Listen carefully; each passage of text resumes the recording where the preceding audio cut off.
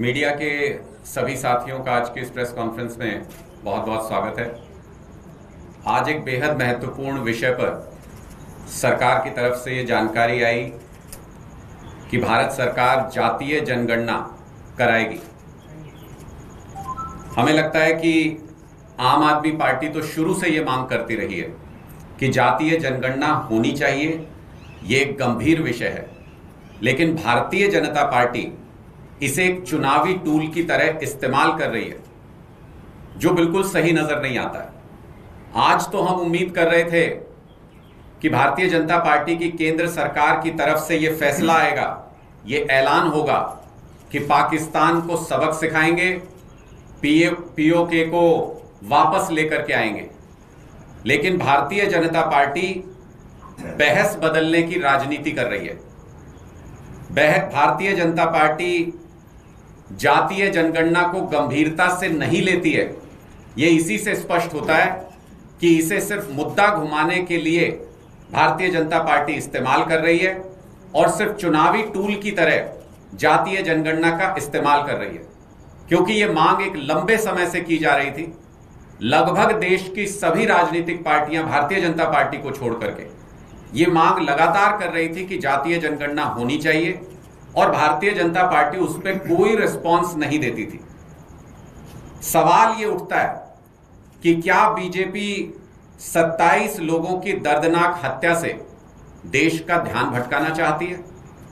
क्या भारतीय जनता पार्टी इस सवाल से भाग रही है कि सीमा के 250 किलोमीटर अंदर आतंकी घटना को अंजाम देकर के कैसे गायब हो गए? आपको याद होगा कि महिला आरक्षण को लेकर भी भारतीय जनता पार्टी ने बड़ी बड़ी घोषणाएं, बड़ी बड़ी बातें की थी, लेकिन साल डेढ़ साल का समय बीत जाने के बाद भी उस पर क्या कार्रवाई हुई? क्या जमीन पर उसके लिए कोई काम किया गया? क्या जातीय जनगणना को लेकर भी जो अनाउंसमेंट की गई है, क्या वो भी सिर्फ हेडलाइन मैनेजमेंट या बहस को बदलने का प्रयास है? लोगों के मन में इस बात को लेकर कई सारे सवाल हैं कि आज भी सिर्फ जातीय जनगणना की घोषणा की गई है, कोई टाइमलाइन नहीं बताई गई है कि कब करेंगे, कैसे करेंगे, उसका प्रोसीजर क्या होगा। इसका मतलब भारतीय जनता पार्टी सिर्फ इस वक्त देश में चल रही बहस को बदलने का प्रयास कर रही है, ध्यान भटकाने का प्रयास कर रही है, और 27 लोगों की आतंकियों ने जो निर्मम हत्या कर दी, उस मुद्दे से लोगों का ध्यान हटाने का प्रयास कर रही है। लोग आज भी देश में उस घटना को लेकर के गुस्से में हैं और भारतीय जनता पार्टी से ये उम्मीद कर रहे हैं, उनकी सरकार से ये उम्मीद कर रहे हैं कि पाकिस्तान को सबक सिखाते हुए पीओके को वापस देश में शामिल करने का एक पुरजोर हमला, एक पुरजोर रणनीति बना करके भारतीय जनता पार्टी की सरकार की तरफ से किया जाए।